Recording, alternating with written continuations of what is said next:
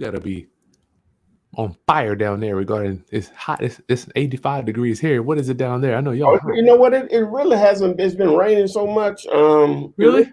It really hasn't been. It's 86 right now. It really hasn't been hot like that. You know, nothing close to what we're normally used to. It's been rain. It's raining too much. Gotcha. Yeah. So. Gotcha. Well, it's an honor to have you on here. I'm gonna give people a few minutes to join in. Yo, give me your background before you got in. What were you doing before you were doing real estate, Todd? Did you get fired like me, or were you like, man? No, I don't think I've ever been fired from a job. You're a good guy. Anyway, now what I was doing before, now I've been always, quote unquote, well, not always, since in my early 20s, had an entrepreneur mindset, but I never really made any money at anything or whatever, right?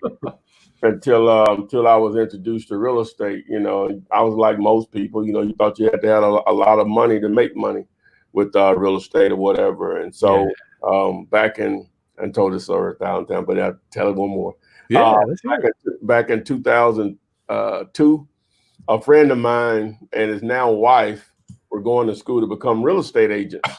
And the guy that normally taught the class, he wasn't there. So the substitute, a guy named Don Williams, RIP, which he's dead now, substituted for him. And he didn't talk about being a real estate agent. He talked about investing in real estate. Big difference. Which people think they're the same thing. They're related, but they don't necessarily match up all the time. And he talked about creative ways of investing in real estate without using your money or any money or whatever. And so my friend mentioned some of the techniques he was talking about. I had no idea what he was talking about, but he knew I was as far as an entrepreneur mindset or whatever, or at least thought I was. And so I didn't act on it at that time. That was October 2002. So a couple of months later, I was at my mom's house for Christmas, December 27th to be exact, 2 days after Christmas. And I was up early and I was watching I caught one of Carlton Sheets' No Money Down commercials in the middle of it. I had seen it over the years or whatever. And one of the best infomercials of all time, by the way. But you're like, yeah, right. You know what I'm saying? Because they're not really telling you anything. Yeah, it's hard to help you make this much money or that much money or whatever. And so you know what? I said, let me go up the dial and find one from beginning to end. Again, it didn't tell you anything. So at the end of it, I thought to myself, I said, and I was going back to what my friend was saying. I said, he can't be lying about all of this or whatever. So everything. So my mom didn't have internet back then. And she didn't have internet back. So I waited till I got back to Birmingham. And so I went to this entrepreneur message board I used to frequent. I think it was called ablake.net. I'm sure it's not up anymore. And I asked the question, does Carlton Sheets program really work? And only one person replied, I wish I could meet that guy. One person replied, he said, yes, it does. But Ron LeGrand's course is better. Right. And so I did a Google search. I think Google was around then, Yahoo, Google, whichever one was around then. This was 2002. I found Ron's website. And at that time, he had a package of courses that he was selling for $1,500. Now, at that time, $1,500 is still a lot of money, but it really was a lot of money for me back in 2002, 2003. And so I said, man, wow. So what they had was, which was brilliant, they had was a condensed version of it for $69.99, $80 with shipping. And so I ordered that. It was that tapes or CDs? It was in cassette tape form. So it still didn't tell you anything. It didn't tell you anything, but you know how Ron is. Anybody watch this stuff, he'll make you feel like you run through a brick wall or whatever. But he made you feel like you could really do it. You know, so he gave you enough to let you know you could probably really do it. Mm-hmm. And so I made up in my mind, if I had to get a second job, I was going to save that $1,500. But a couple of days later, I thought about eBay. So I did a search for his name, and there were auctions going on in that very exact course. What? And so I lost the auction, and the guy back then, your sellers could reach out to bidders, through email from the bidders history. yeah. So he reached out to me. So he asked me, did I want a bootleg copy of it? Right. Don't tell Ron that he's gonna be Hey, hot. Ron, if I ever meet you, man, I owe you $1,500. So yeah, but I got to meet you. You know what I'm saying? So anyway, That's my boy. So what we agreed upon was $400. It still was a struggle to pay that. Some didn't get paid. I'm not sure what or whatever. So I ordered that, and man, I went from zero to courses on wholesaling houses, to lease options, subject to also owner finance was a form of that, fix and flip, and man, it took me about 3 weeks to go through it all. But wow, that was all on Ron's. All that was put in that. all that was in a $1,500 package. Yes, Good and Lord. it was a lot of information. Pretty thorough. And then it came with a transcript of it all. It was a serious package for $1,500. And so anyway, I had a lot of questions. A mentor didn't come with that. There was no YouTube back then or whatever. Well, you know what I'm saying? There was so the things that stuck to me was wholesaling, lease options, and bandit signs. Because I know it doesn't seem like, but I'm an introvert, right? So What? But if I can get people to call me on something that I know about, then I'm good. I'm okay or whatever. So I do what I need to do or whatever. But anyway, so that's how I got started. It can go on, but that's how I got started. Cool. But just a little bit more of the story. Go ahead. I ordered bandit signs on a Friday. I ordered them, picked them up on a Friday. I spent $250 for 50 signs. That was overpaying for signs back then. I didn't know any better. And I put them out on a Sunday morning. Now, I'm not saying this is going to happen for everybody. I like to really preference this. The very first 2 calls I got were deals. One of them blew up in my face, but the very first 2 calls, I actually had the money in my hand on the lease option. Long story short, I ended up having to give the lady her money back because the seller flipped out on me.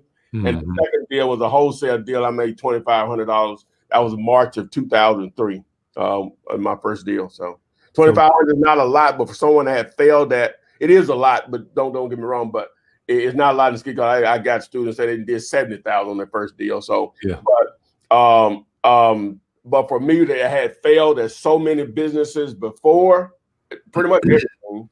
That $2,500 was just like $250,000 because number one, I could see that it really worked, right? And I needed that $2,500 too. So on top of it. I'm so glad you got those. Ron LeGrand calls them shut up checks. Shut everybody up. Hey, that's what's up. If I meet him, I'll write a check and then however you want it, Ron, I'm giving it to him. But I'm about to meet it or whatever. So that's my dog, actually, man. It's so weird. I saw him on your thing. Yeah. Yeah, I saw when I was scrolling through your page. Okay, you've interviewed Ron. Okay, yeah, we need to make that connection. We will. That's my boy. So it's crazy. Like it's so weird. I could call him. Like he gave me his cell phone. He's like, you give this number out, you die. Oh man, we might need to put that together, man. That would be fun. Hey, Ron LeGrand is basically, I guess, Carter Sheets in a sense. Carter recently died, but he's responsible for a lot of us. You know what I'm saying? So that's real. Shouts out to Frank Page. Thanks for your love offering. What's up, dog? Hey, Roundup family, greetings. This is Kris Haskins. That was the pre-show. Then we get to the show. Okay, that's how you roll. Roundup. This is Kris Haskins with the realestateroundup.com. My mission and ministry is to raise your financial literacy through real estate investing and entrepreneurship. In doing that, I just want to bring you to people that I know have been around for a minute, have a direct effect on me. And it's crazy. I know I have clients that watch your stuff and they're like, the flip man said this, the flip man. I'm like, you know what? He's right. The guy's right. So it's like cross-pollinating these exit strategies. Ty, the flip man down in Alabama. How you doing, my boy? I'm super tight, man. What about yourself? Man, it's a beautiful day, my brother. Beautiful day. We're here locked in the house. You been locked in the crib still? I guess, for the most part, the only thing that really affected me, I eat out every day, 2 or 3 times a day or whatever. What? So I hadn't been, that's my solace during the day or whatever. So when I just sit, by myself, in a restaurant or whatever, Yeah. Have a bar. Normally, I go to the bar, even though I don't drink. I'll go to the bar because I can get the food faster normally. But and I just so that part of it has been removed, but it's been back for a minute now as far as you can sit in restaurants. But Yeah. other than that, I hadn't really been affected in a sense. I think about it. I was telling one of my friends, man. I said, I don't know if something wrong with me or whatever, but I think about the people that are unemployed and the what they call it, the unemployment funds have maybe not kicked in, and I've done even better since this has started or whatever. And I just I really feel for people or whatever. But anyway, that's why we're here to try to give people another option so they won't have to be in that position in the future if something like this happens. So that's right. Roundup family, please put your questions in the chat box over there for the flip, man. We're going to go back and forth for a few minutes, and then I'm just going to let you guys ask them because I really want to bring value to you. It's hard to get in touch with guys like this. I talked to him a while ago. He's like, man, I'm getting ready to get on the plane. Hit me later. Oh, I didn't know. I didn't know. So let me know. Oh, you did. I'll give you a hard time, Flip. It's weird. I ask a lot of people to come on here, right? They're like, "Who is this? Who is this guy? This big, I'll pretty much do anybody's show, man. I ain't got it going on like that. Why wouldn't I? So I'm just messing with you. Okay, we almost got 70 people on here. I know you've been in the business for a while, and is your main thing wholesaling, Ty? Yeah, man. And I've done, the buy, fix, and flip, buy, fix, and hold. And I know I have to start the holding part, and that's my goal over the next few years or whatever, but it's going to be on the commercial side of it. I won't really fool with houses that much. Maybe just a few when opportunities, just a no-brainer. But wholesaling is my thing. It just fits my personality. For the lack of organization that I have as a human being, which I'm constantly trying to work on. It just fits, for me to be able to eat or whatever. So, but wholesaling, I love to be in and out, just in and out. Are we talking mostly about wholesaling high equities type of stuff? You mean like a lot of equity in the properties, or what do you mean? Like what type of property? You mean single family or equity? Like you could wholesale lease options, you could wholesale a sub two. Most of my stuff is cash deals where. Okay. Yeah. I'm sorry. Yeah, exactly. So for the few people that don't quite understand it, just give us the 40,000 foot view of what wholesaling is in your mind, so you can just break it down to them. Wholesaling, okay, with all real estate transactions, they start with a purchase and sales agreement, aka a contract. If you can find a great real estate deal, and a great can be defined in a lot of ways, but I can give you a simple example. If you could find a house that in fixed up, repaired condition, it would appraise for $100,000. If you can get that house for $30,000, right? But it may need $20,000 in repairs. So with that being said, if you get it on the contract with an actual seller for 30, and you may market that contract or that property for 45,000. Okay, so what's the catch here? Well, you have investors out there that are looking for opportunities like that. So you may advertise and an investor comes back and say, hey, I can't do 45, 39 works for me. So now you can make the decision whether you're going to accept that, which I would or whatever. So now I have contract A with the actual seller for $30,000, contract B with the buyer for $39,000. We close on the property. The seller gets their $30,000. I get my my $9,000, which is the difference between both contracts. Buyer gets possession of the property, puts the 20 in it. He still has about $30,000 to $40,000 equity that he could capitalize on a flip or a rental if he wanted. So that's a wholesale deal, and it's the simplest way I can explain it. So you basically finding a great deal and place it on the contract, and you selling that contract for an assignment fee in most cases. Yep. So are you going to recommend or suggest that could possibly be one of the best ways for new entrepreneurs to get started, Ty? I definitely, man, it's hard for me to not recommend that learning how to wholesale houses first for a brand new investor in real estate, because a couple of things.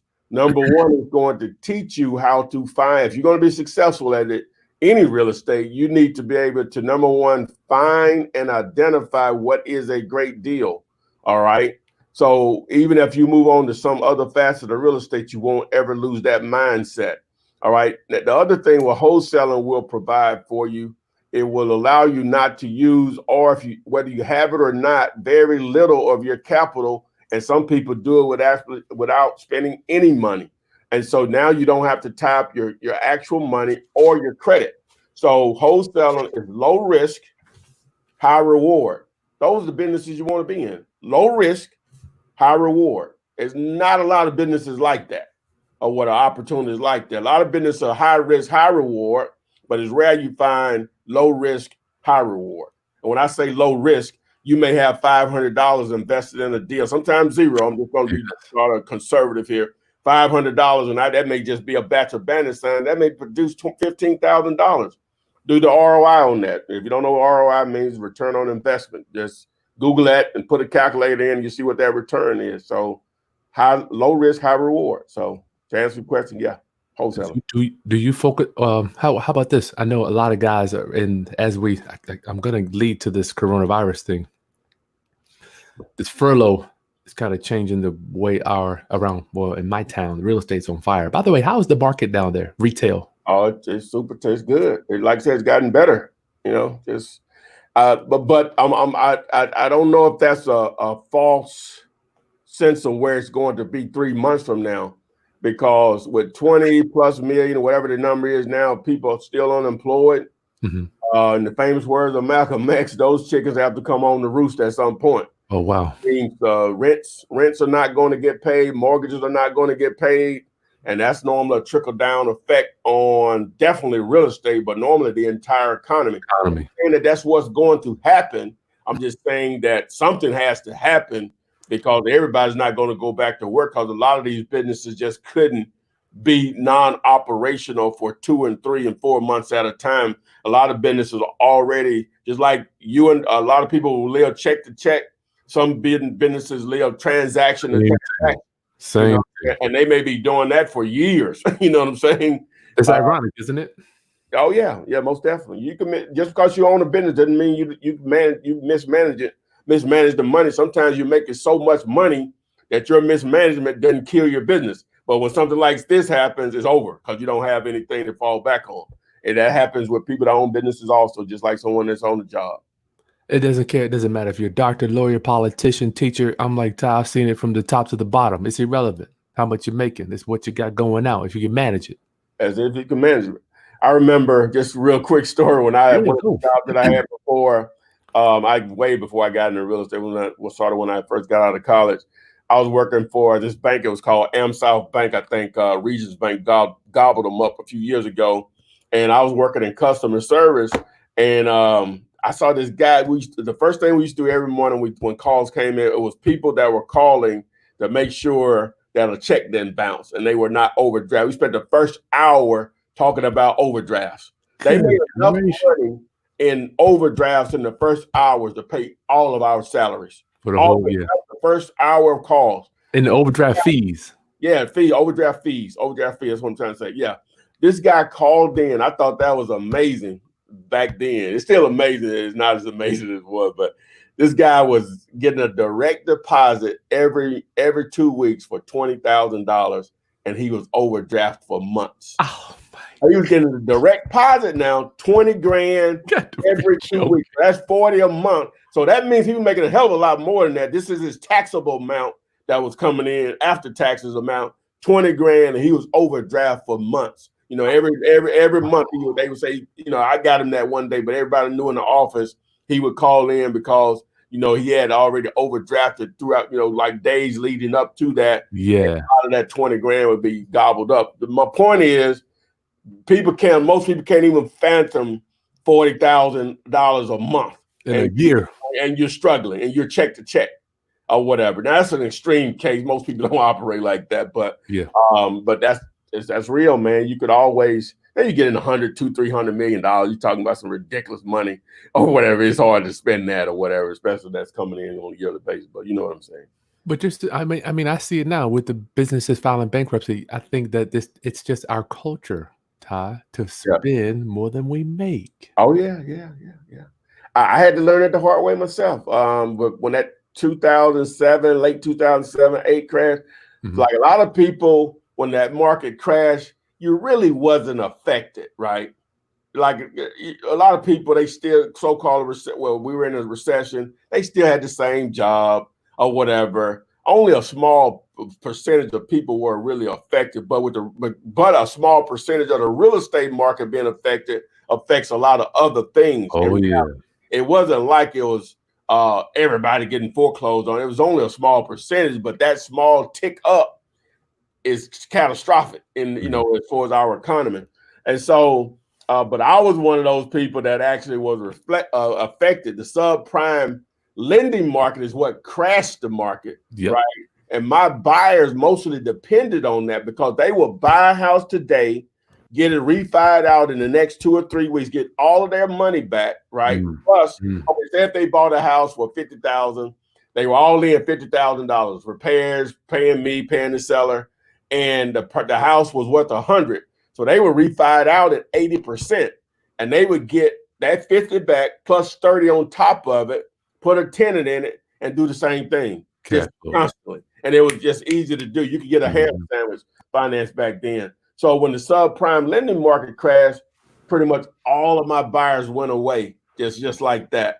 Wow. And I was living the lifestyle. I was making it, but I was spending it or whatever. And so I learned a very valuable lesson back then, man. What is it? Valuable lesson. Oh my God, killed, huh? Let us know. What was that lesson? Oh man, you have to say you have to live below your means. I was going to ask you about that. I was going to ask you about that. Way below your means. Oh my God, you have to live way below your means because you never know or whatever. It could be a medical issue or something. You may have insurance, but they're only going to cover so much or whatever, and they can wipe you out, man. So you have to live below your means. So like when people comment on me, they have a depression or whatever. That I don't, how much money you make or just like those are dumbass questions, man. You know what I'm saying? Your question should be, how can I make the money? Make some money. You know what I'm saying? What I have or what I appear to have or don't have is irrelevant. What I'm saying, does that make sense to you that you can get whatever you want if that's your thing or whatever? So but anyway, that's that crowd. You got people out here that'll show you the bling and get you what you want or whatever. Go with that. So I've been there too. I'm like, I've been down and up. I've been super high up, down really low. And I'm like, you know what? We need to change the way we think. For me, that's where I wanted my quest. Oh yeah, man. It's amazing, man. Like we're not and I'm a victim of it myself. We're not willing to make a lot of sacrifices. Like people, they'll talk trash about somebody that comes here from a different country, and then 2 years later they own a business. They didn't come here like that. They couldn't even speak the language. Now, and come here and 2 years later because they're willing to make sacrifices that a lot of times we're not willing to do.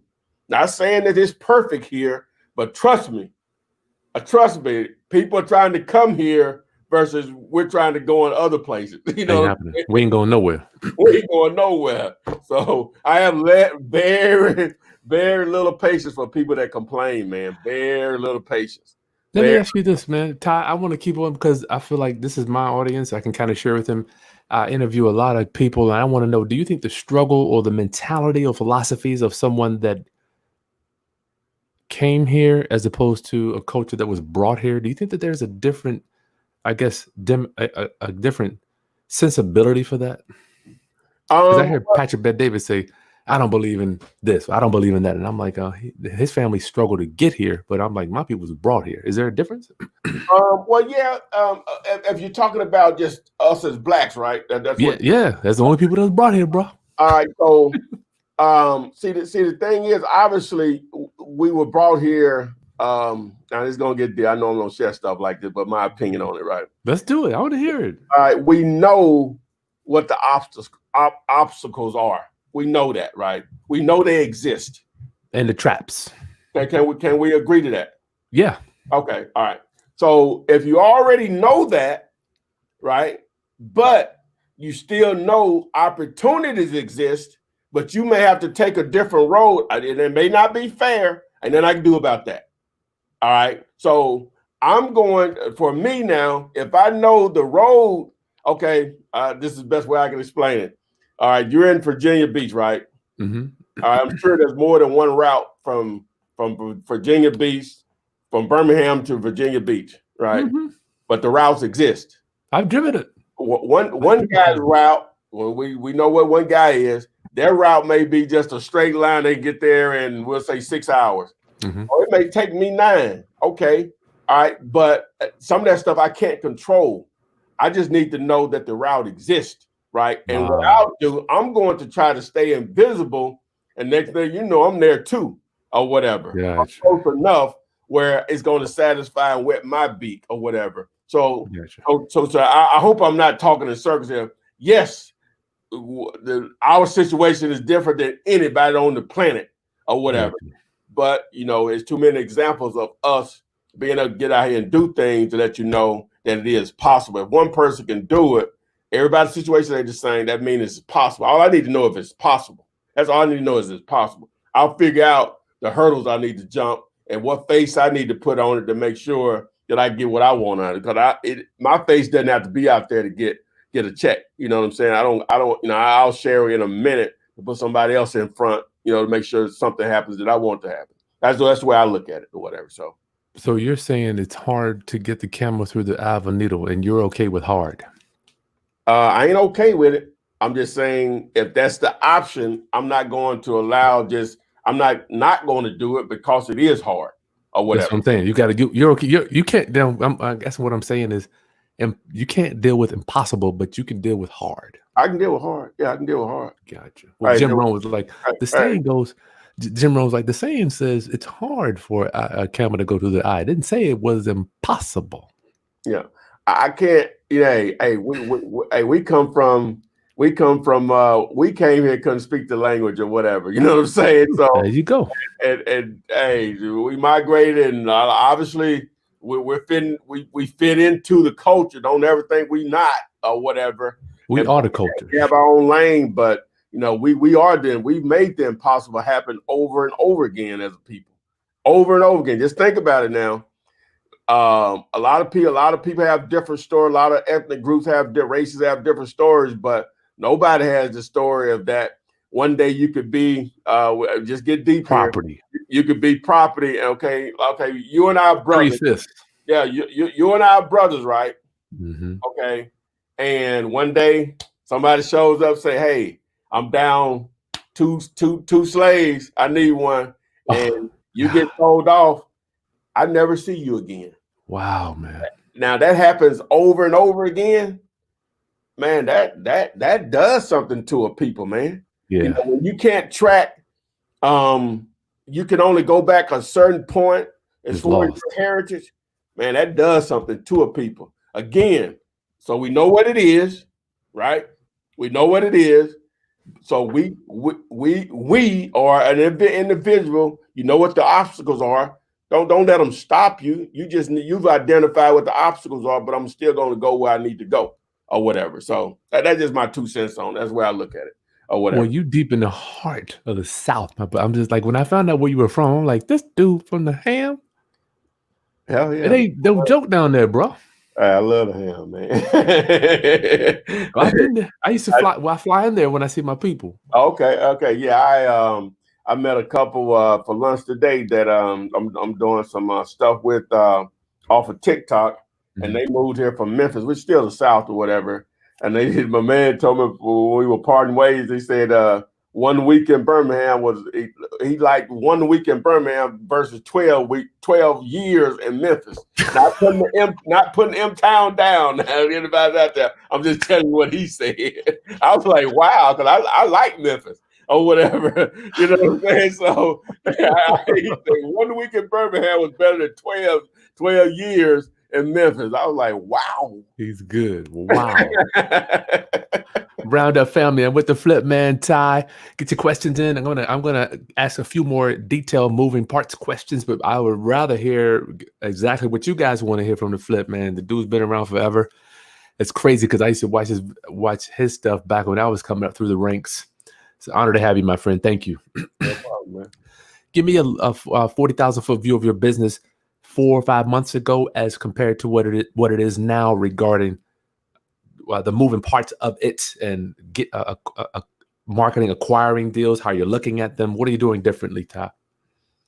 The only thing that I probably added on was here recently, and this call came out of the blue, and I sort of put it down because of COVID, is the commercial side of it, targeting triple net properties.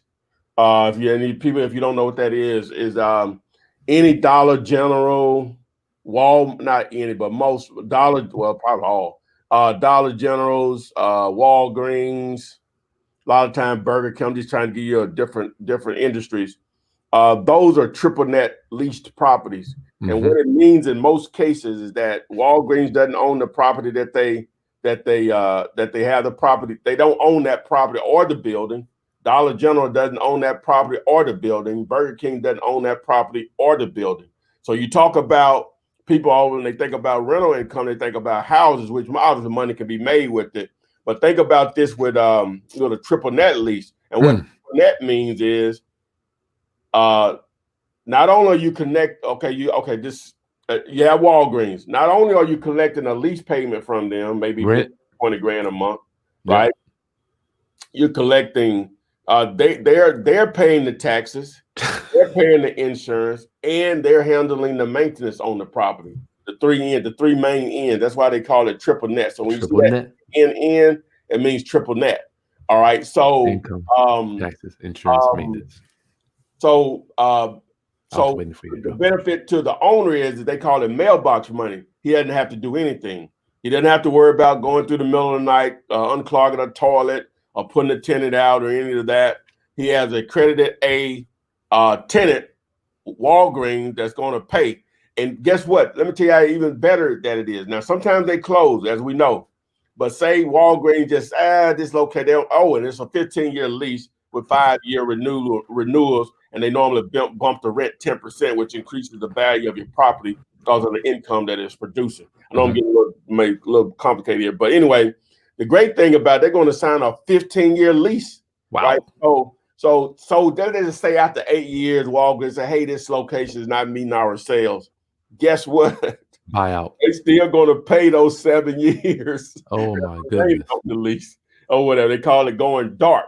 All right, now you as the owner now, it's up to you to try to fill a tenant in that 7 years, but that $15,000 of money is still coming in from Walgreens unless you negotiate something, they buy it out at a discount or something like that, or whatever. But the reason I'm bringing that up is that I'm focused. Part of my business that's different than what I've already been doing is that I have an investor that wants me to find him 5 locations of triple net properties, but he wants them at a certain cap rate. So it's just making a lot of offers on properties like that because they're for sale. But if you're not in that side of the business, you don't know that they're for sale. You don't know where to look. They're not like they're gonna when Walgreens exchanges hands or that property, not really the Walgreens, the business.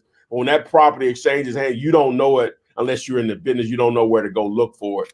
Or whatever. So it's not like they're going to put up a sale sign out of this property is for sale. It just they go through brokers or whatever and certain websites to promote them. So that's the biggest thing that's changed outside of me. You see the deal. Well, it's on this side.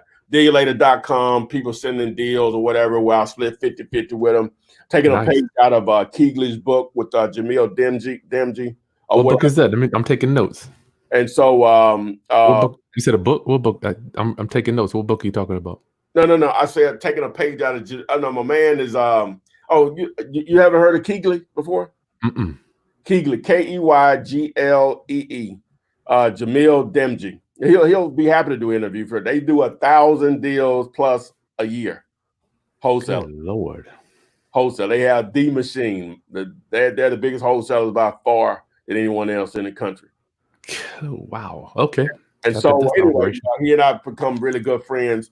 So taking a page out and trying to leverage the audience that I have where we'll partner on actual deals. And their motto is basically they have an unbelievable buyers list. And what they do is they partner with wholesalers in like 12 to 13 different markets. And so the wholesaler, they don't do any marketing, anything. The wholesalers send them over deals. They place a buyer with, and they split it 50-50. So I'm just Nice. That's mainly what most of my focus is on right now. That's cool. And the majority of that stuff is wholesale stuff. 100% of it. Wow, nice. So round up, I want you to see this guy. Everybody had Ty, I want people to know that just like the NFL, Ty, there's a coach for every team. They have a winning strategy. It works for that team, may or may not work for the other team. Just because you do X doesn't mean the other person has to do the same thing as you. That's it. That's it. A lot of ways to make money in real estate. My little 2 cents of what it is. It's just 2 cents or whatever. Still got 98 cents left to make $1, man. There's a lot. That's what oh my God, it's just so many ways, so many layers of real estate and where you can make money. Just so many ways. That's why the history of man, it's made more millionaires than anything, just because just so many ways to do it. So this COVID thing, what has changed? I know you said commercial. Is that the only thing? I'm guessing you're heavily involved with leads from the internet. You were doing that before COVID. Well, yeah. My biggest lead generators before then and now is I'm still a big banner sign guy, but text messaging is the biggest thing that I use now. That's the biggest thing. And yeah, there's a proper way of doing it or whatever. You just can't send out a blast or whatever. You have to do it and stay FCC compliant, and it's still hard or whatever, because carriers, they try to protect the consumer as much as so-called protect the consumer. But that's because you get an immediate response. Who doesn't read their text message? Everybody. Everybody. I don't care what it is or whatever. It's the number one form of communication or whatever. You get something on your phone, whether it's alert from the Weather Channel or TMZ, ESPN, Facebook or Instagram or whatever you got going on, you're gonna read it. And text message, obviously. So I've been getting, these fools been blowing me up. I own a bunch of real estate, man, and I have a few houses, unfortunately, that are still in my name like a dummy. I get these text messages. I'm like, these dudes. I'm man, you need to respond back. Anyway, yeah. So I'm just a fan of marketing. I love it. They could text me all day. I just want to see what everybody's doing. It's just really cool. Oh yeah. I love marketing, man. That's my thing. I'm always trying to find an edge to see what someone else is doing, even if it's in a different industry. Yes. I'm always trying to research, see how I can apply to what I have going on, man. Always. So what advice you're going to give my round-uppers regarding finding buyers? We got the new investor out there. You got a favorite way other than, your thing where you're putting people together, that's kind of your patented thing. I'll just give you a list of things. Oh yeah. Well, now it sort of depends on the type of property too. Properties that are, this is the little thing I have going. I'll just tell you. All right. So, I'm a signage. First of all, signage, right? Now, obviously the internet, we'll get there, but signage. So it could be a handwritten sign, it could be printed or whatever. But my favorite. If you keep out signage, especially in areas where you're doing deals consistently, then investors that invest in those areas are in those areas consistently. And they know a price that when they see it, that's a great price for that area. So even if it's handwritten sign, cheap house,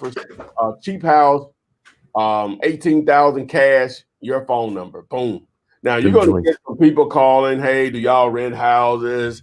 Do you need somebody to paint, cut grass? You're going to get some of that too. But the main thing is if you can get just 2 or 3 good cash buyers in a particular area of your market, that's gold, man. That could be years of money. We're talking about wholesaling now. It could be years of transactions or whatever. So signage, obviously you're going to take advantage of Facebook Marketplace, Craigslist,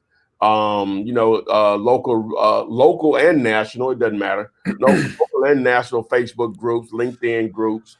Gotcha. You can build cash buyers list depending on what service you use for that. So then you always want to network as much as possible. And just a simple thing as a Google search, sell my house fast, Virginia Beach or whatever. Those first couple of pages are going to be guys that have spent money to be on those first couple of pages. Yeah. Those are going to, some of them will be national, but some of them will be local that you definitely want to reach out to. So that's the gauntlet right there, outside of using other wholesalers also, but that's the gauntlet. You can use real estate agents also. You can actually build a list of agents that have dealt in cash transactions, right? Now, some of them will be cash transactions where the person actually lived in the property, but you'll want to try to line it up with absentee. Yeah. And you want to build those relationships. Again, you only need one or two of those agents in maybe different parts of your market, that can be gold for you for years. Well, I'm thinking about those signs. I remembered when I first did those signs, cheap house, investor special, whatever. My phone rang all day, every day, Ty. Oh, yeah.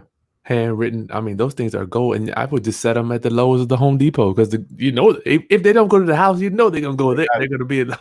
Oh, yeah. At some point. Yeah. That's cool. Thank you for that one, Brother Ty. So we got to the way you find. So your favorite way to find is texting your cash buyers leads there. You're doing that. How about financing? Are you into the private money thing? Do you? One more thing on the cash buy now. What I do with mine, I line up a website with mine also on my signs. For buyers, and give them an opportunity to opt in to an alert list. Also, you're building your buyers list like that. Yeah, exactly. Is that on the sign too? Yeah. Now that's the printed signs though. The print. I have a sign that says "cheap house for sale," cheap houses for sale. Website, call or text, and the phone number, whatever. So, gotcha. Yeah. Then you're able to collect their contact information. Exactly. That's sharp. Well, what I'm saying is a lot of people that, even when I'm rubbing shoulders around the country, a lot of guys are focusing on wholesaling lease options. Do you do any of that stuff too, Tom? I've done a little of it. I haven't done as much as I should have, but my eyes have been open to that also, to do more of it. Knew how to do it. Just one of those things I didn't pursue. But just wholesaling owner finance deals, period, which lease options is a form of owner financing, in my opinion. Or whatever. So just, you can set up, you may not want the property, but you can set up the terms on the property, and boom, you can build your fee in through the down payment or whatever. So, and you're done with it. Yeah, you're out of it. Correct. So would you prefer to do, I know I was talking to Ron, he prefers to do the lease option stuff where he just gets a down payment and he's gone. Looking forward, do you think that anything would be your more favorite, or which one do you think you might? Well, if say things turned where the lending tightened up because of COVID, the lending tightened up, and there were a few more foreclosures. So now, it becomes a more stronger rental or rent-to-own market. Then I would focus on it. It's like Ron said, I just get the down payment and I'm out of it or whatever. Because I really don't want a whole residential. If I'm going to generate income, I want it to be commercial, and you have to be careful with the commercial too, because now a lot of landlords, I'm sure they're nervous. Yeah, they're nervous now because they rented out to a restaurant. A lot of these restaurants won't come back. They were just cutting it too close, or what, they won't come back. So that's going to be a lot of vacant commercial real estate. So you have to be careful on that, man. You know what I'm saying? That's a lot of stuff. Can you imagine, dude, having a whole bunch of commercial in your tenant? Yeah. Scary times. Oh yeah. Some of this stuff you just never thought, just no way that could have happened. Killer virus. Yeah. A roundup. It's been my 45 minutes with you. I mean, I could talk to you all day. I want to get to my family, if that's okay with you, Ty. Oh, no, we're good, man. We're good. Let's do this. Roundup, get your questions in for Ty. We've got 110 people online now. And we got the man here, the flip man. Get these questions in. Whitey. Is that right, Whitey? Or wait, I don't know. How do you transact when the property is listed, Ty, and you have an interested buyer? Great question. So you have some skill on that. Well, yeah, but I guess the question is, if the property is listed, I'm assuming you don't have it under contract. So why would he need you if it's listed? So maybe he needs to clear that up a little bit. Unless I'm not understanding. What are you seeing? Well, property listed and you have an interested buyer. I'm presuming he's got a house listed. You know how you can actually get the property under contract even after it's listed. But yeah, that's what I'm saying. Does he have it under contract? I'm And sure. Oh, yeah. Well, he says you have an interested buyer. Okay, you think he may? Okay, Whitey, we need to know if you have it. Let's do it both real quickly. If he has it under contract, Ty, go.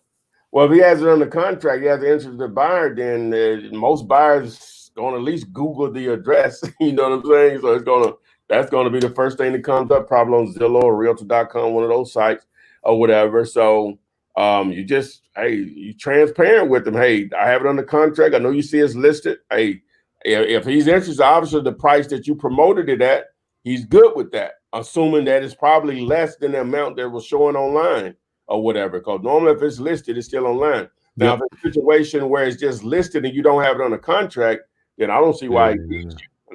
Unless you have been fortunate enough to find a lazy buyer. That they're out there, but so that's all I can see it. Yeah, I think he needs. Yeah, that was because a lot of people are doing that. Because if I'm a buyer, I'm going to see it. Yeah, you got to be touchy with that. Any tip you want to give him, Flip Man, or you good yeah, with it? well, listed properties. Just understand, most real estate investors, they're pounded with those properties from multiple agents. Because the agent will say, "Yeah, I'll work with y'all." And the only thing they're going to do is just go into MLS, set your parameters, what you said you're looking for, and you'll just start. Forget about it. All that stuff is on Zillow. All of it. They're not doing anything. Nope. If you're going to deal with a listed property, and you can wholesale listed property, you just have to know what you're doing, right? Yep. Some moving parts there. But the main thing is you don't need your own agent. You don't need to bring your own agent to the table. You need to play the greed of humans in your favor with that agent. So you need to contact the listing agent directly to give them an opportunity to make full commission. That's the only way you're going to have a chance of getting an offer lower enough. Now, most agents still can't see that because on just real quick numbers, if a property is listed for $100,000, normally agents list for 6%, and they have to split that because it's rare an agent list a property and bring a buyer to the table also. So they depend on other agents to bring the buyer to the table.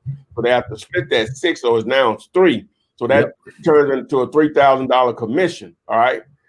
If you get them to accept, if you go to the agent directly without your own agent and they can keep the entire 6%, if they take $60,000 for that house that was listed for 100, they would end up making $3,600 instead of $3,000 when they have to split it when another agent is involved at $100,000. But most people can't see that or whatever. All they know is and see a lot of times, and the reason I bring it up, a lot of times when the agent goes back to the actual owner, the agent normally has suggested the price that you listed for. And a lot of times sellers will listen to an agent's opinion. So if they go back to the seller and say, "Hey, man, we got an offer. I know you didn't want to hear. I know we were trying to get 100, but they offer 60. I don't think we can do better than that." Wow. All right. Or they go back to, ethically, I have to let you know we did get an offer of $60,000, but we can do better than that. I know we can get closer to the 100. See those two different ways they went to the seller. And a lot of times people, they don't know, you know what I'm saying? That's why they hired the agent. They go to work every day. They're not even thinking about the house. Yeah, you know what I'm saying? So those two different methods of presenting the offer can dictate whether or not it's accepted. Wow. But again, the agent can actually make more money on the lower offer if you go directly to them. But a lot of times agents, their minds just don't work that way. Sounds like we need to educate, or Whitey needs to educate this listing agent, perhaps. Yes. I guess we are going to have to educate our realtors. Yeah, no, man, we got better. You could do a whole week on that, huh? Oh man, we got a better chance to win the Georgia and the Virginia lottery at the same time. But we love our realtors, don't we, Todd? Oh, we love, man. Y'all the greatest, baby. Even though they're crazy. No, I didn't say that. I didn't say that. Old-minded.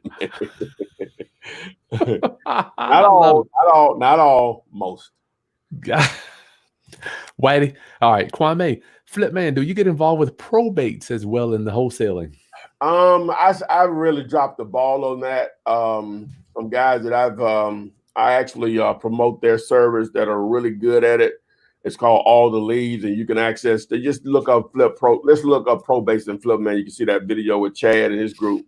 I really dropped the ball on that.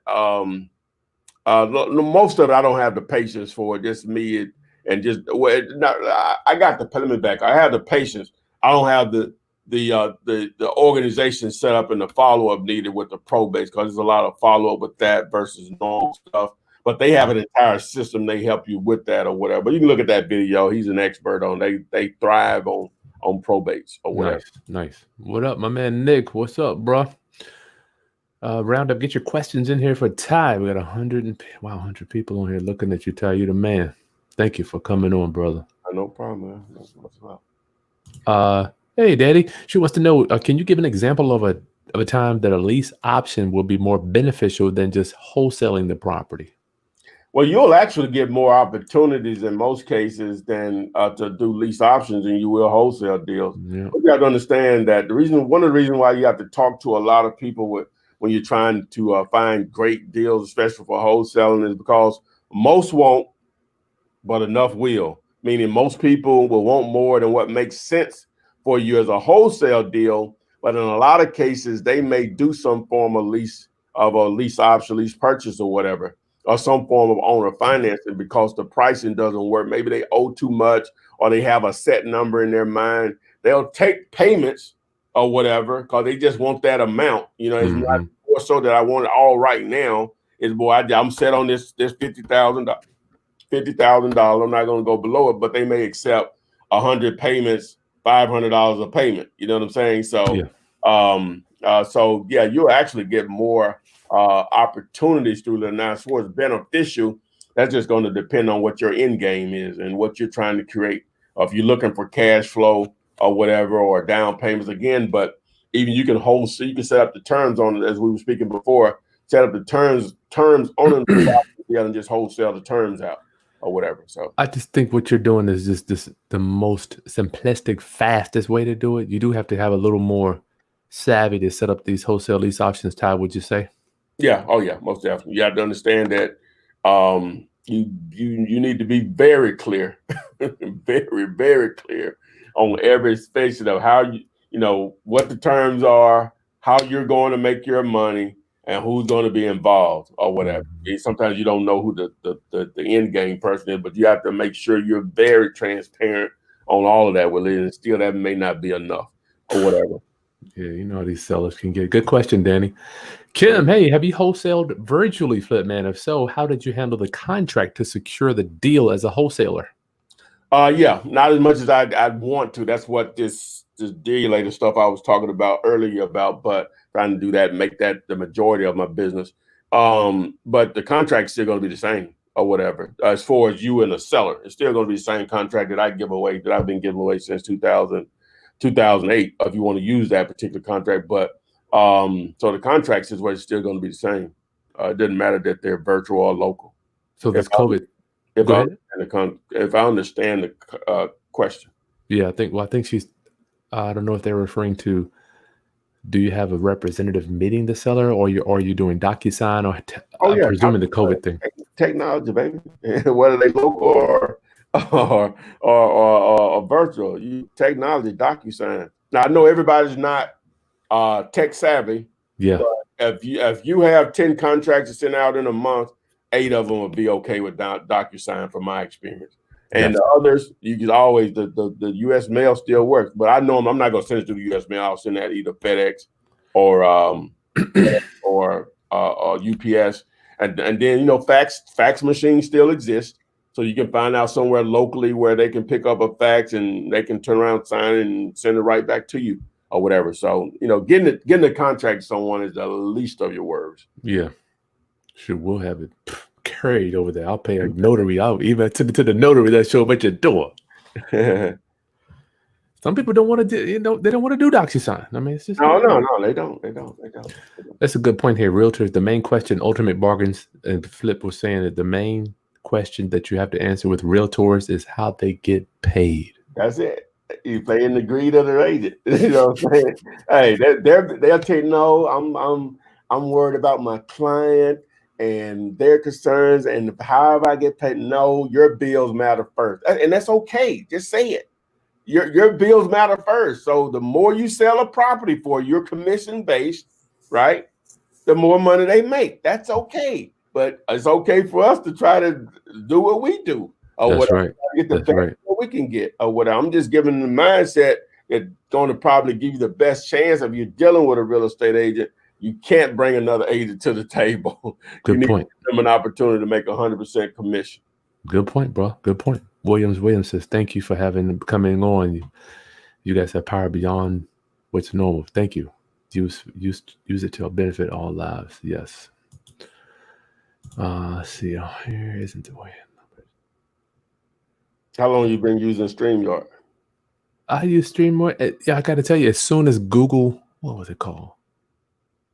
As soon as Google Hangouts chopped me at the throat, I had an attorney, my girl, Jessica Siegel, was like, Kris, let's try the StreamYard thing. So I bought it, and I've been using it ever since the next week. Oh, man. I've been on it probably, it's been this year or whatever. It's the best, man. If I didn't have a bunch of Zoom stock, I bought all that damn stock in Zoom a couple months ago.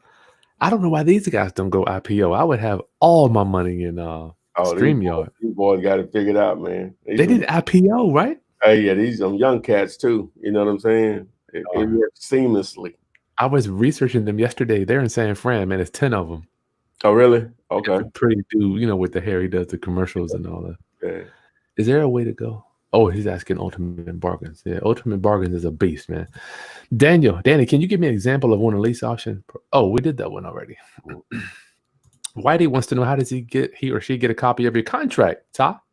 You can go to YouTube and do a search for, well, you can go to the site back at diglater.com, but you probably want to watch the video first. You do a YouTube search for a Flipman 2020 contract.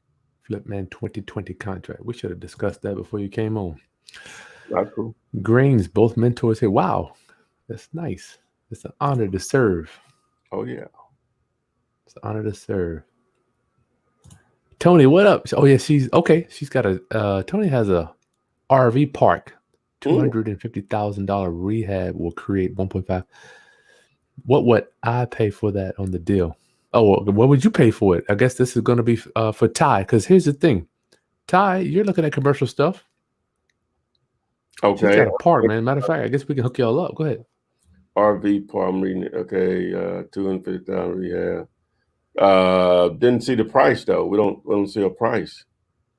So you can tell them how to get. If Tony wants to get in touch with you, Ty, how do people get? What's the best way to reach you? Just Ty TY. People think I'm saying Todd a lot of time. It don't sound like I'm saying Todd. Country grammar, I love it. Country grammar. But Ty TY at diglater.com. The same way you see it spelled here on the screen. Yeah, up north we call it Ty. Or you can hit me up on Instagram in the DM and in my DM ask Flipman or whatever. Gotcha. I respond to those pretty quickly. So she's got a good deal, man. I haven't had an opportunity to look at it with so much since we have the new baby, but is it off market? It's off market, yeah. Okay, all right. She's got it under contract already. Good question, Tony. James, what are some of the best title companies to go with in North Carolina? Do you have any recommendation for them, Ty? Oh, I wouldn't have anything on that, but that's where you can join my Facebook. It's called Wholesaling Real Estate with the Flipman. You can join my group there, and it's almost 60,000 people in there now. So I'm sure some people can recommend title companies. And are you raising private money too, Ty, or you just mostly getting out of the deals? I don't know how to do that. So you're you're focusing on transactions. Yeah, I don't know how to do it. You know how to do that? Oh yeah, that's my superpower. Okay. Matter of fact, we raised 100,000 today, actually. Okay. Wow. Okay. We need to talk then. Okay. I love it. Well, everybody has their thing, man. That's why I love it. I don't have to do exactly what you do. And there's room for everybody. That's what's up. Best marketing strategies. I think we went over that. You want to touch that again, or do we went over that with your text message? Best marketing strategies for what, the seller or buyer side of it. That's sort of the thing. Oh yeah, REI Solutions. Yeah, bet seller or buyer. Let us know. Yeah. Loving life, Birmingham in the building. The ham. That's James wants to know, I'm a beginner and I need to know what the ARV is on a property that's valued at $14,000. Good God Almighty, you better get that for free. May need. Well, when you say that that's valued at 14,000 and may need 25 in work, well, that's what ARV is supposed to mean. I think he may be confusing. I don't know what he's saying there. If it's worth 14,000, they need to pay them to take it, don't they, Ty? Yeah, those type of properties. The only thing you can really do with those, when it needs 25, that's just hard to She fathom. could do work for equity. I would say some, but like a lot of people that can't come up with 14,000 will pay you a down payment to move in it. Go ahead, Ty. I'm sorry. You would probably just need to set up some terms on something like that. Just offer just something simple like maybe 50 payments at $280 each, or 100 payments at $140, or what. Just keep it simple. There you go. Some cat, just that's the way you phrase it to sellers. When it's lower numbers like that, 100 payments at $140. Here's the thing, James. I want to ask Ty. Those type of houses, from my experience, they don't have an equation. Ty? Agreed. You're looking for something that, hey, you're looking for an investor or someone maybe you want to live in it. Every house is a step up for somebody. Yep. That may want to invest or live in it. So you just want to create some terms that may be attractive to someone that want to invest in something like that. You may be able to pick up $2-3 grand on it, just by wholesaling the terms out. Like they like I said, they don't have, and I've never heard that before, so I'll be using that if you hear that again. What? Houses don't have an equation. It's the truth. Well, I got my inner circle members, right? They're like, well, Kris, what's the numbers on this? Is there blah, blah, blah, boom, boom, boom, boom, boom. I'm like, listen, you forget all that ARV crap, all that 0.657, all this, but after repair maximum, you need to figure out how much the hell, what's the lowest they're going to take. It's irrelevant. Yeah. You can't sell that thing anyway. Yeah. You can't list it with nobody. It's irrelevant. You got a lot of that stuff down there where you at? Normally we don't have stuff that low or whatever. Low, I'll just say, there's the only way I can describe the hood here is anywhere from 50 to 70 grand, right? 50 to 70 ARV? Yeah, 50 to 70 ARV. That's what I'm trying to, ARV. Yeah. Well, we got some of that here too. Is that war zones type stuff? I guess, yeah, stuff you see on the news, I guess, the neighborhood you see on the news, you want to call that. Yeah. Ty, I have done something, but how some guys live there, right? I've made a lot of, oh my God, yes. So you're one of those guys. I'm one of them people. Yeah, that's why my signs work the best as far as, especially the signs that I put out, cheap houses for sale. Mm-hmm. Those where they work the best, because sometimes it's hard to find investors consistently in those areas. Sometimes, or whatever, try to go in waves or whatever. So that's where I put most of those signs at. Because in the suburban area, those buyers are easy to find or whatever. They're begging you not to show deals to nobody else or whatever. So, but in those areas like that, a lot of people like you say, you don't really fool with them. Okay, all right, don't check spin too. Or whatever. I just feel like, I don't know. I guess maybe being a band nerd, and whenever I go down there, I don't know. They smell me coming, man. They smell me coming. They mess with me, man. They ain't gonna mess with you though. You go down there, you big, strong dude. They're like, oh man, we ain't gonna mess with this guy. I tried. Round up. Get your questions in. Demond says, thank you too for practicing integrity. Yes, that's so important. It's so important. Thanks for helping me stack Q. Good. Flip man, Tony, are you doing any private lending or transactional funding? I want to start doing lending on small scale and grow from there. Where should they start? That's your thing. I just said that he said private lending. That's not my thing. Whatever. You got any advice you want to add to him? Give to Tanya? Tony, that's my dog. Tony, man, she's a super person. Well, here's the thing for me. Tony is just a network, man. I mean, I found out like the more people I ask for money, the more they want to give it to me. You know, and it's like if you don't ask people. Give you an example. I had a Section 8 tenant, Ty. Mm-hmm. One of my tenants, Section 8, turned to a millionaire. Got into a car accident. Oh wow. Instant millionaire, dog. Mm-hmm. Instant. You know, and had another tenant got a settlement, $300,000 from a bad operation. Mm-hmm. You don't know who is going to turn into one of your lenders. You know, I haven't converted those two, but you just have to ask people. And the key to getting private money is having a prospectus, something you sit down with and you can go over. Like, here you go. You got to have something to show people. The numbers. How am I going to make my money back with interest? Yeah, but to talk is cheap. They don't want to see you. They don't want to see you talk. They want you to show up. And you took time to put together a presentation. Mm-hmm. So she's going to do that. Yeah, money. I love the money business. This has kind of been my thing. REI Solutions. I guess he or she. I'm sorry, REI. Yeah, we were talking about a lot of ways to generate leads. If you're just talking about what you're going to spend, text messaging is the best thing going for me right now, or whatever. So nice. I heard that too. I know a couple people that are in your program. A subject matter expert. How do you influence the seller that their asking price is too high? What type of neuro-linguistic programming you got for us, Ty? Man, I'm not. I know you're a master. I'm not an arm twister, but the first thing you want to do before you really get into price too much, you want to see if you could discover if there's a motivation there, right? If there is, then you can get into the detail. Even after they give you a price or whatever, you let them know, hey, that price really doesn't work for us. I probably won't be a candidate for your house. Like, take it away from them. Take away. Yeah, the takeaway or whatever. And from there, it may just be a follow-up situation. You may not be able to get them on that first opportunity or whatever. You know, this is the way I normally tell people no, is that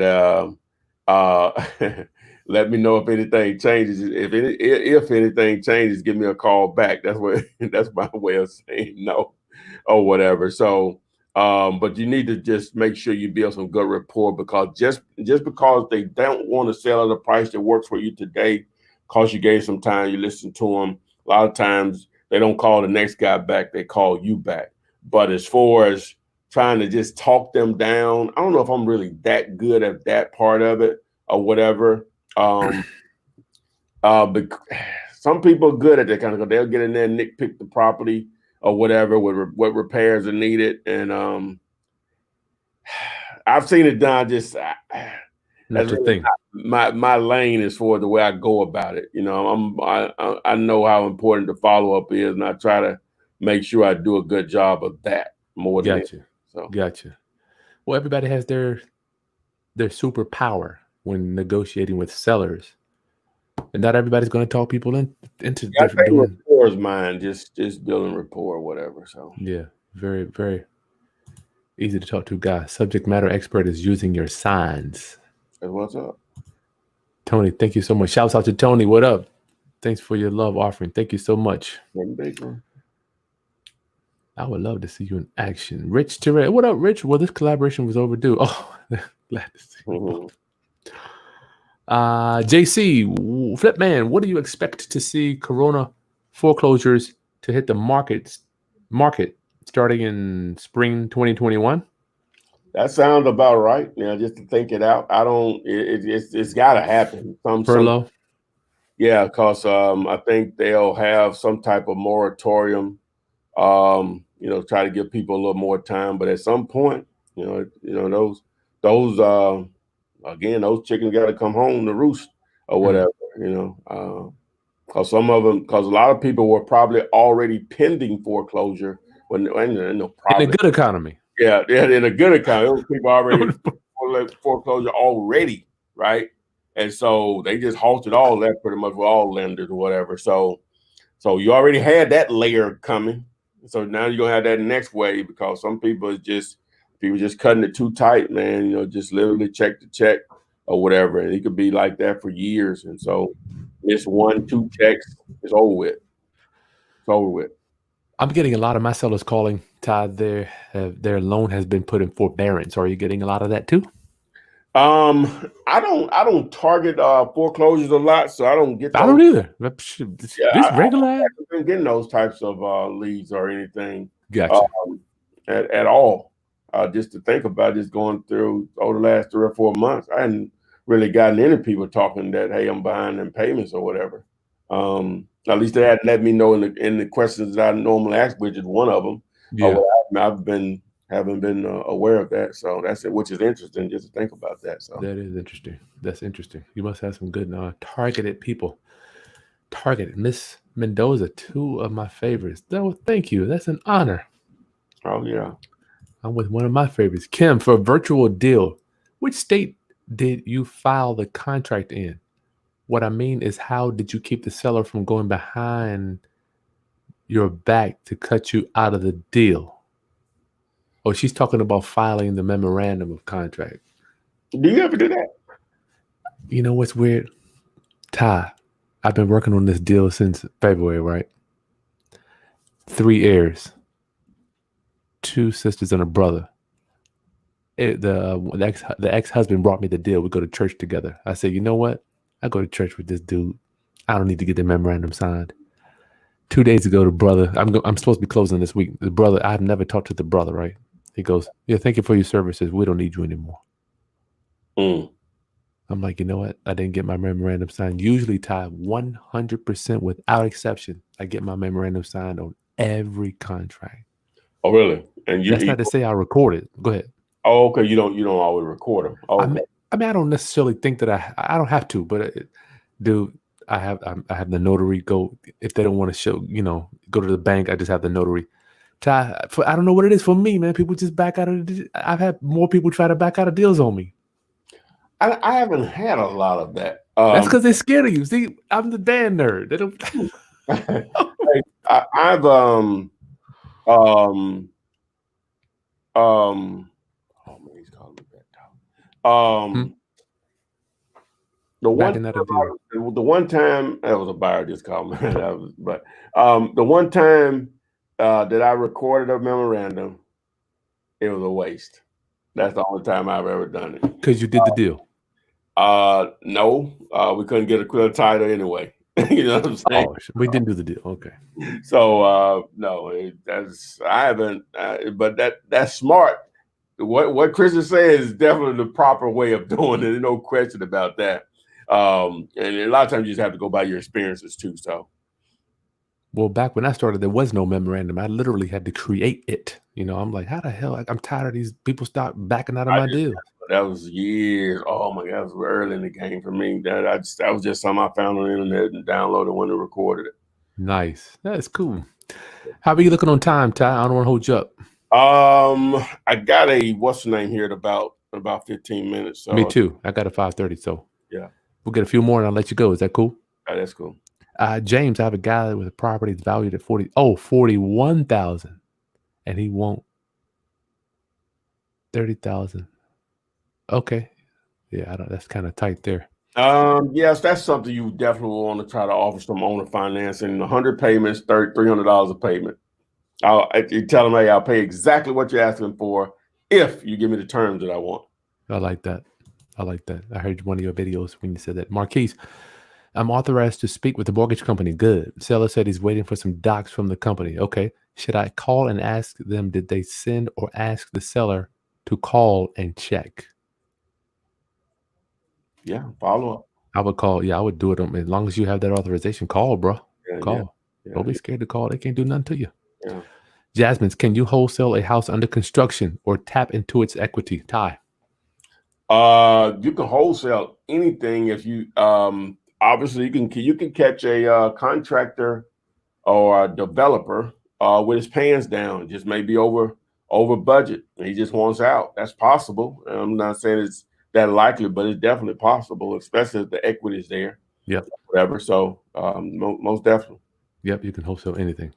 Chris Monroe, what up, Chris? At what point does a person stop following up on old leads? That's a good question. I'm lazy. Me too.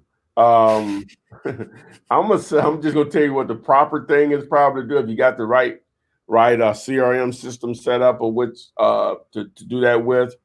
You probably want to tier it, probably a month, 3, 6, 9, 12.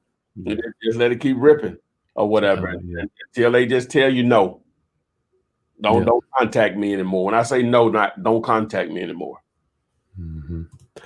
JC, flip man, what's your cash on cash return benchmark for a flip? You wholesaling, man. It's just infinite. I'm wholesaling, man. Infinite. I'm told ROI generated. That's infinite, right? Yeah. $100 bring back 10,000. Yeah, you do the math on that one. Yeah. Good day. Once home. Have you ever done a seller side only HUD one? I have. I have it. We've done one, but not everybody will do those. So yeah, no, it's got to be cash. Yeah. RW, Chris, I'm not into rentals. Lease options is my thing. Yes, if they don't cash out and it's owner financed, how do you deal with the owner when he's expecting his money? I don't have any like that. The majority of my lease options are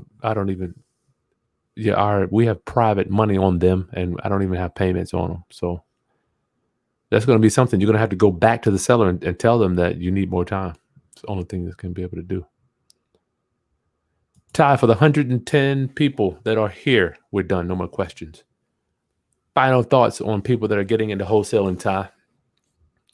And let me preface this. 1 second. Let me preface this. Mm-hmm. In today's market, and I would love to have met you back in 2003, pre-internet investing. I mean, I could only imagine how easier it is for you now, and people think it's hard. Go ahead. Well, the first thing, assuming you've educated yourself in some form or fashion. Mm-hmm. All right. Do this. You want to do them at the same time is cultivate buyers, right? Building a buyers list and the different methods that you can do it. And you want to start generating leads. I don't know what the math is for Chris, but generally speaking, normally you have to talk to between 25 to 30 people that actually want to sell to get a deal or whatever. Or so the business there's no magic wand that I wave or Chris waves. The business boils down to how effective you are at generating leads. It's that simple. Well, Todd, let me ask you. I know we got to go. Is the magic with what I tell people? The magic is that there's no magic. Would you agree? Oh yeah, that's it. You just got to do it. You know, there's no magic. It's still 2 + 2 or whatever. You just got to do it. All right, that's all I got for you, Todd. Thank you so much for your time. Round up, homies. Make sure you click that thumbs up. Smash that button for your boy. I'm working for you. I'm just a street reporter getting the best of the best on here. The best of the best of the best, sir. Get you on here, brother Todd. Thank you. All right, guys. Thanks, Chris.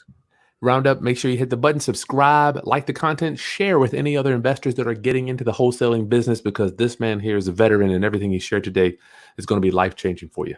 Roundup is Kris Haskins with the realestateroundup.com. And if you have any private capital you want to get working, we have several real estate flips that we're doing right now. We can get your capital working. Just hit me up, krishaskins.com. Okay, peace.